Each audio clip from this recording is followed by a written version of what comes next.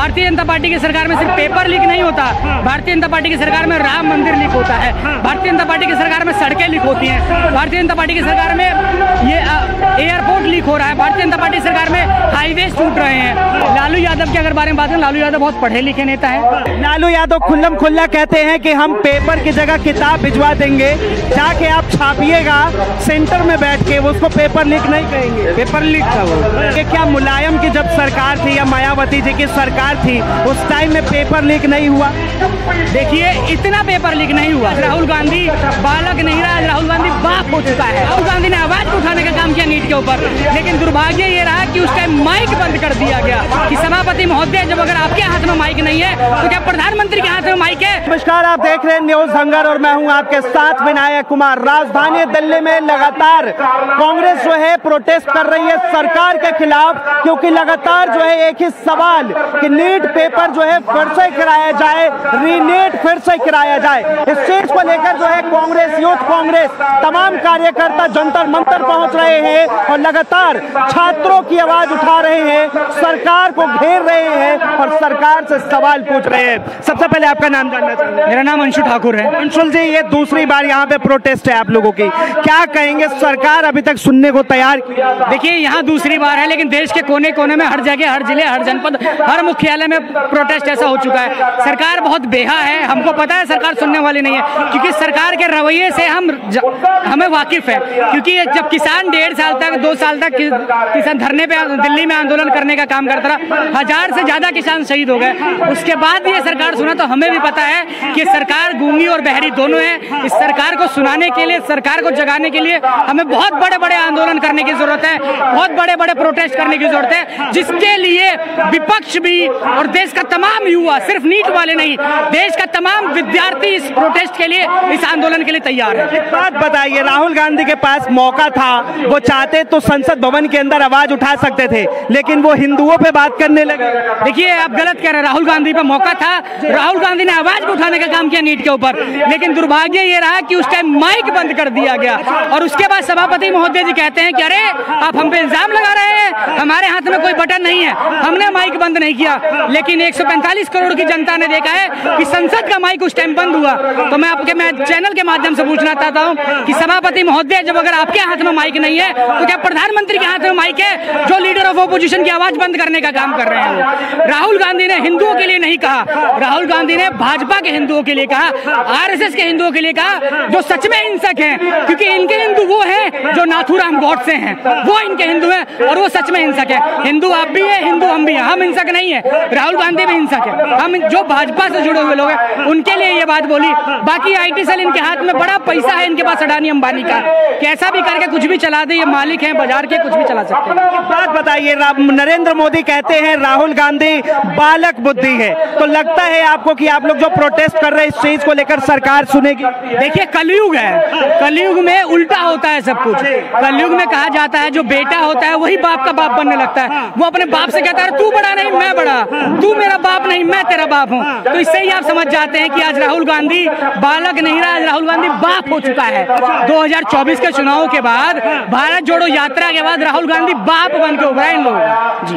आप मानते हैं कि राहुल गांधी जो है अब बाप बन चुके हैं? बिल्कुल बाप बन चुके। साहब को पता है, बेटे को रोक दिया, जो बाप बन रहे थे उनसे बेटे ने रोक दिया। इनके बताइए, इससे पहले भी कई ऐसे पेपर लीक के मामला सामने आए, चाहे वो बिहार में हो शिक्षक पेपर लीक, चाहे यूपी पुलिस का मामला हो, राजस्थान में हो, ये तमाम चीजों को लेकर क्या कहेंगे? देखिए, 10 सालों में लगभग 70 पेपर लीक हुए हैं भारतीय जनता पार्टी के नेतृत्व की सरकार में। और अगर आप तार देखेंगे, आप ये बताएं, उत्तर प्रदेश में ईडू टेस्ट करके एक संस्था थी, जो पेपर जिसने कंडक्ट कराने का काम किया यूपी पुलिस का, 48 लाख बच्चों ने पेपर देने का काम किया, 50 लाख बच्चों, वो पेपर लीक हुआ। और जिसके तार जुड़े वो गुजराती कंपनी थी, उसके बाद वो विदेश भाग गई। अगर आप एनटीए की बात करें, जिसने नेट, यूजीसी और नीट का एग्जाम करवाने का काम किया, इसका जो डायरेक्टर है शरद जोशी, इसको भी संघी एक बड़े आरएसएस के नेता ने लेटर लिख के इसकी सिफारिश करने का काम किया। जब साहब को कुर्सी मिली, उसका भी वही हाल हुआ।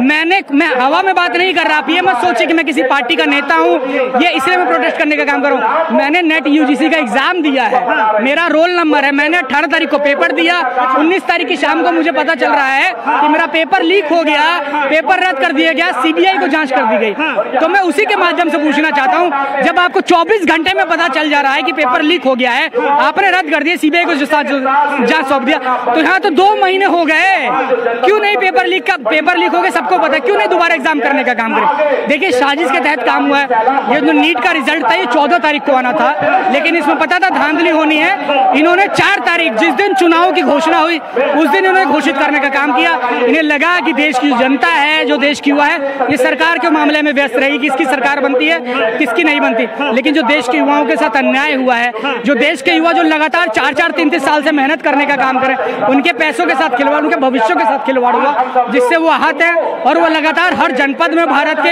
हर जिले में, हर मुख्यालय में धरना देने का काम करें, सरकार के खिलाफ आवाज उठाने का। 15 से 14 लाख जो है छात्र हैं, वो छात्र क्यों नहीं आ रहे आप लोगों के साथ आवाज उठाने? देखिए मैं भी तो छात्र, मैंने बताया नेट यूजीसी का एग्जाम दिया मैंने, मैं छात्र हूँ। बहुत सारे ऐसे लोग हैं, अगर आप सबसे पूछेंगे, जिन्होंने एग्जाम देने का काम किया हो।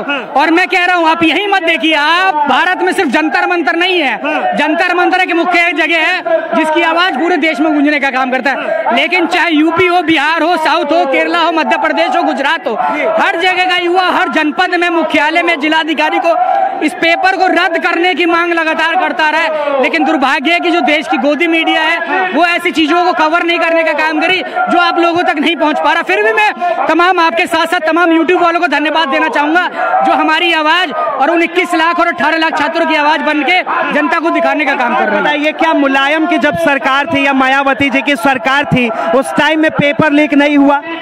देखिए इतना पेपर लीक नहीं हुआ, और हुआ है तो तुरंत उस पर न्याय हुआ है, तुरंत उस पर जांच हुआ है, दोषियों के खिलाफ कार्रवाई हुई है और दोबारा पेपर कराया गया। लेकिन आपको याद नहीं होगा कि अखिलेश यादव की सरकार में, मनमोहन सिंह की सरकार में या मायावती की सरकार में, लालू यादव की सरकार में कौन सा पेपर लीक हुआ है। लेकिन अगर हम बात करें पिछले 10 साल में तो 10 पेपर कम से कम आप भी गिनवा दो आपको पेपर लीक हुआ है। लालू यादव की आपने बात कही, लालू यादव ने साफ एक टीवी चैनल को इंटरव्यू देते हुए कहा था कि अगर हमारी सरकार आती है और बच्चों को जो है हम सीधा सेंटर के अंदर किताब दिलवा देंगे और कहेंगे छापो, जितना छापना है उतना छापो।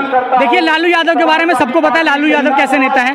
हो सकता है उन्होंने जो बयान दिया हो वो हंसने के उस पर दिया हो। लालू यादव के अगर बारे में बात करें, लालू यादव बहुत पढ़े लिखे नेता है। बेशक वो 20 साल से राज्य में नहीं है, वो भारत में रेल मंत्री बने और देखिए उन्होंने रेलवे के लिए कितना काम किया, किराए सस्ती हुई और सुविधाएं ज्यादा मिले। आज भारतीय जनता पार्टी की सरकार में अगर रेलवे की बात करें तो किराए महंगी हो रही है और वंदे भारत जैसी ट्रेनों से पानी टपकता हुआ आ रहा है। समझ रहे हैं, भारतीय जनता पार्टी की सरकार में सिर्फ पेपर लीक नहीं होता, भारतीय जनता पार्टी की सरकार में राम मंदिर लीक होता है, भारतीय जनता पार्टी की सरकार में सड़कें लीक होती हैं, भारतीय जनता पार्टी की सरकार में ये एयरपोर्ट लीक हो रहा है, भारतीय जनता पार्टी सरकार में हाईवे टूट रहे हैं। बिहार में 10 दिनों में कम से कम 12-15 पुल गिर जा रहे हैं। आप और कितना करप्शन देखेंगे? समझ रहे हैं, इस सरकार में सब कुछ लीक हो चुका है। जो सरकार लीक है, चाहते हैं पेपर लीक पे क्या कानून बनना चाहिए? देखिए पेपर लीक पे कानून बनना चाहिए। सबसे पहले जो एनटीए की जो है इस व्यवस्था को बंद की जाए, इसके जगह नई संस्था बनाया जाए जिसमें जो सही लोग हों, जो निष्पक्ष और निर्भीक तरीके से काम करें, किसी भी प्रकार से सरकार और सरकार के लोगों के दबाव में काम ना करें। और जो भी करे, सरकार ने कानून बनाया है कि उस पर इतने साल की जुर्माना है, इतने रुपए की जुर्माना है और 10 साल की जेल है, हम उस कानून से सहमत है, लेकिन उस कानून के तहत काम होना चाहिए। और जो पेपर लीक हुआ है ये दोबारा पेपर होना चाहिए। एक आखिरी सवाल, छात्रों की लड़ाई जो है छात्रों को ही लड़ना चाहिए या फिर बीच में राजनीतिक पार्टियों को भी? मैं बताता हूँ विपक्ष किस लिए होता है। लोकतंत्र में विपक्ष की महत्व ये है कि विपक्ष उन आवाज को, उन लोगों की आवाज बनने का काम करे जो प्रताड़ित है सरकार द्वारा, जिनकी आवाज नहीं सुनी जा रही। आज आप देखेंगे कि तमाम विपक्ष के जो यूथ का दल है वो इस जंतर मंतर में बैठे हैं, लेकिन उसके बाद भी बड़ी मीडिया दिखाने का काम नहीं कर रहे। तो अगर विपक्ष का दायित्व है, अगर विपक्ष आम जनता की, सरकार, छात्रों की, किसानों की अगर आवाज नहीं उठाता तो विपक्ष अपनी भूमिका को नहीं निभाने का काम कर रहा। इसलिए जरूरी है कि चाहे छात्र हो, किसान हो, महिला हो, नौजवान हो, बेरोजगार हो, देश के हर विपक्ष को उसकी आवाज उठानी चाहिए। और अगर ये सरकार कांग्रेस की हो, समाजवादी पार्टी की हो, तो भाजपा की भी भूमिका बनती है कि वो भी विपक्ष की आवाज उठाए। आखिरी सवाल, जब कोरोना काल में लॉकडाउन लगा था और यूपीएससी तैयारी करने वाले बच्चों के जब एग्जाम नहीं हुए थे, यूपी में शिक्षकों का जब एग्जाम नहीं हुआ था, जब यूक्रेन और रूस का वॉर हुआ, उस टाइम जब छात्र यहाँ एडमिशन मांग रहे थे, तब विपक्ष ने सवाल क्यों नहीं उठाया? उन छात्रों के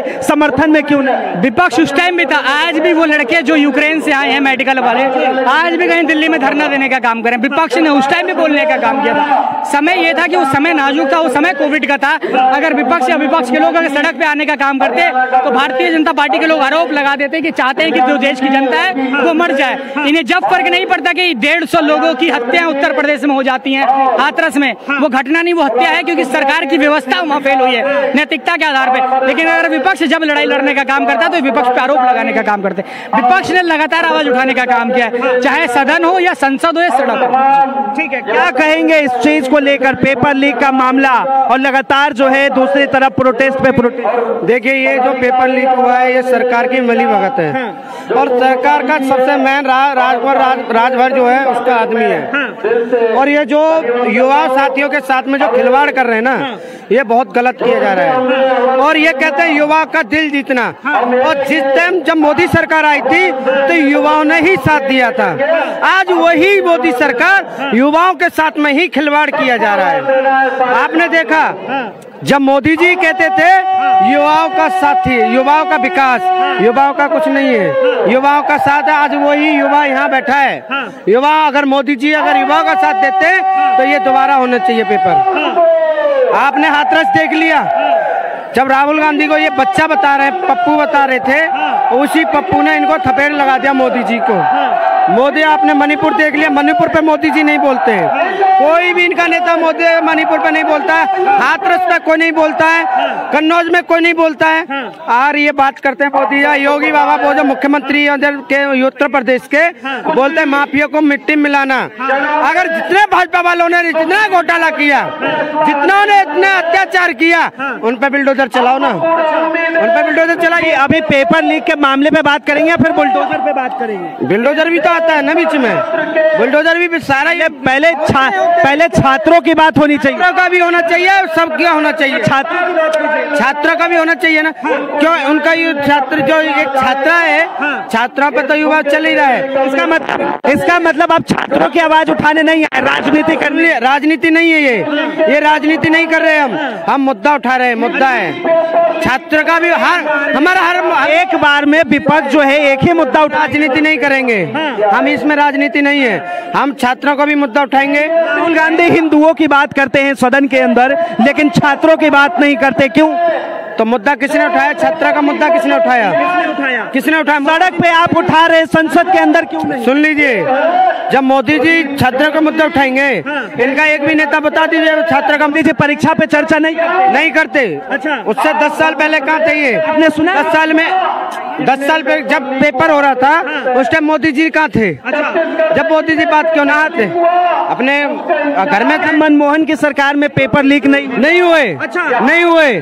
70 बार पेपर है, 10 साल पेपर लीक हुआ यहाँ पे। हाँ, 70 साल है कि ये पहली बार हुआ है। लालू यादव खुल्लम खुल्ला कहते हैं कि हम पेपर की जगह किताब भिजवा देंगे, जाके आप छापिएगा सेंटर में बैठ के, उसको पेपर लीक नहीं कहेंगे। पेपर लीक था वो, पेपर लीक था ये। पेपर लीक कहते हैं हमारी सरकार आएगी तो हम बच्चों को खुल्लम खुल्ला चीट करवाएंगे। किसने बोला है? लालू यादव ने खुल्लम खुल्ला किताब दी है। कब बोला था? कब बोला था? टीवी चैनल को इंटरव्यू था। कब बोला था? टीवी चैनल को इंटरव्यू दिया लालू यादव ने। वो ऐसा नहीं बोलते, मोदी जी ने खुद बोला है कि हम पढ़े लिखे पीएचडी करने वालों पे पकौड़ा तलवाएंगे। ये मोदी जी ने बोला है। सुना आपने? सुना नहीं, देखा है।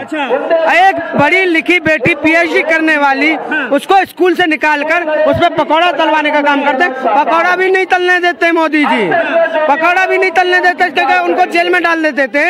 एक 73 साल के बुजुर्ग को अगर डॉक्टर भीमराव अम्बेडकर जी पे अगर फूल चढ़ाने जाते हैं तो उनको जेल में डालने का काम करते हैं मोदी जी। अरे वो संविधान को सर से लगाते हैं वो, और इसी जगह पे संविधान को चलाया जा रहा था। अच्छा, इसी जगह पे किसने चलाया? ये भाजपा के अंधभक्तों ने। एक बात बताइए, मोदी जी तीसरी बार शपथ ग्रहण लिए, उससे पहले जो है उन्होंने संविधान को सर से लगाया। आप कह रहे संविधान वो दिखावा था, वो दिखावा है।